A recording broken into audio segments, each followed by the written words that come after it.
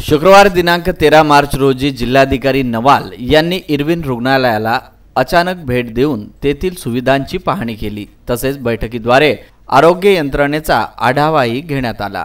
जिल्हा एड्स नियंत्रण संस्थेची बैठकही यावेळी घेण्यात आली। जिल्हा परिषदेचे मुख्य कार्यकारी अधिकारी जिल्हा शल्यचिकित्सक डॉक्टर श्यामसुंदर निकम, जिल्हा आरोग्य अधिकारी डॉक्टर दिलीप रणमणे, जिल्हा पुरवठा अधिकारी अनिल टाकसाळे, जिल्हा कार्यक्रम अधिकारी अजय साखरे, डॉक्टर मीना वाठोडकर, डॉक्टर सुयोगा देशपांडे, विद्या तायडे, विशाल काळे आदी यावेळी उपस्थित होते।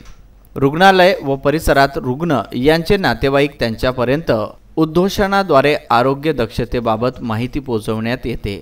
विविध प्रकारची जनजागृतीही केली जाते। यासाठी ठराविक वेळेसाठी हॉस्पिटल रेडिओ सुरू करता येणे शक्य आहे। त्यात उद्घोषणा जनजागृतीपर माहिती देतानाच विशिष्ट वेळी मंद आवाजातील संगीत गाणी प्रसारित करता येणे शक्य आहे।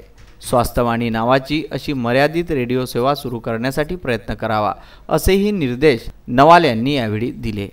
रक्तदान शिबिरासाठी उत्कृष्ट योगदान दिल्याबद्दल जनसंपर्क अधिकारी उमेश आगरकर व गजानन इंगळे यांचा यावेळी सत्कार करण्यात आला।